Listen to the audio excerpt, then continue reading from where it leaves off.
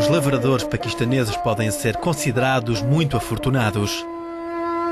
Conseguiram arar e semear alguma terra, apesar de viverem numa das zonas mais atingidas pelas devastadoras cheias do verão passado, que vitimaram mais de 1.600 pessoas e afetaram 20 milhões.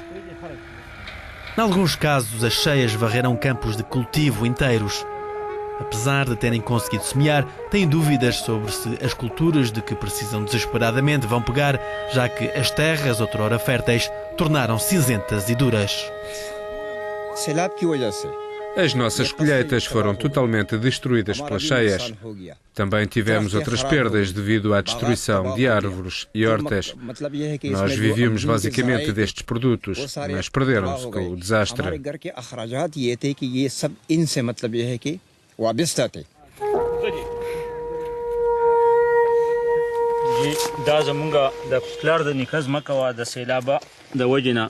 Vejam este solo. Podem constatar que está totalmente danificado por causa das cheias. E esta é a terra dos nossos antepassados.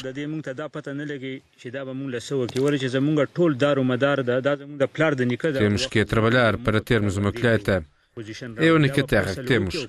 Não há outra fonte de rendimento. Esta terra é como a minha mãe e o meu pai.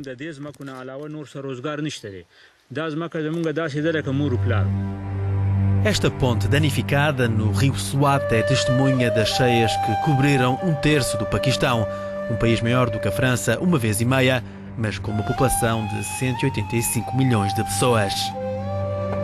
O Banco de Desenvolvimento Asiático e o Banco Mundial estimam que as cheias provocaram danos de quase 7 mil milhões de dólares em infraestruturas, casas e quintas. Uma má notícia para um país onde a agricultura é o principal setor económico. Para piorar o cenário, a província de Khyber Pakhtunkhwa, no noroeste, tem sido palco de combates entre forças governamentais e talibãs nos últimos tempos. Os bombardeamentos, tanto do governo como da NATO, arrasaram casas. Milhares de pessoas fugiram, deixando para trás aldeias inteiras vazias.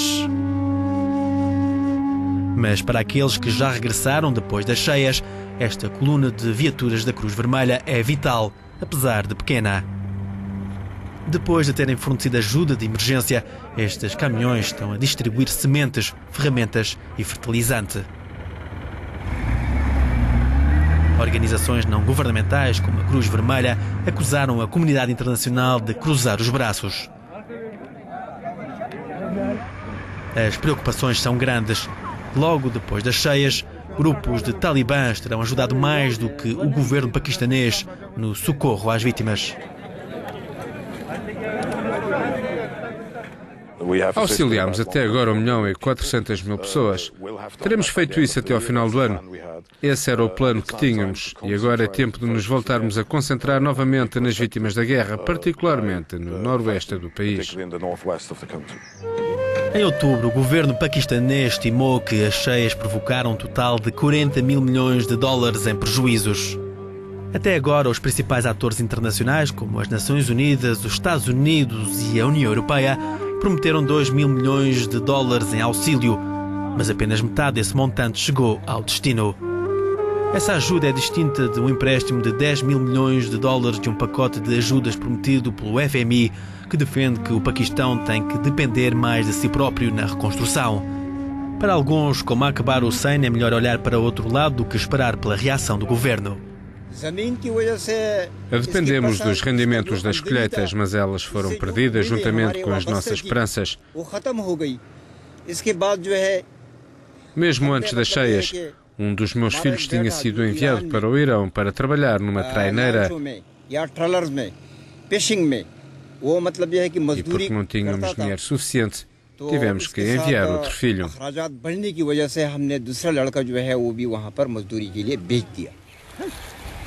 Esta região é também conhecida como FATA, que significa Área Tribal de Administração Federal. Também significa ser uma área que já teve mais do que a sua parte de cheias e combates.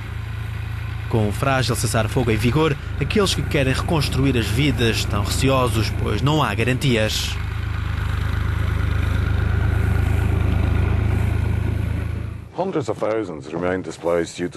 Centenas de milhares de pessoas permanecem deslocadas por causa dos combates nas áreas tribais. E o que é evidente é que toda a gente quer regressar a casa. Os lares deles não são acampamentos onde a vida não é agradável. Para eles é importante saber que existe segurança quando regressarem, que as vidas podem ser reconstruídas. O regresso tem que ser voluntário. No que nos diz respeito, estamos dispostos a acompanhá-los para onde forem, pois as vidas deles têm de ser reconstruídas. Apesar das palavras corajosas da Cruz Vermelha Internacional, a realidade é mais sombria. Os seus 1.300 funcionários a trabalhar no terreno são apenas uma pequena consolação para os afetados pelas cheias. Não é surpresa que os gritos de ajuda das vítimas da catástrofe natural estejam ainda debaixo de água.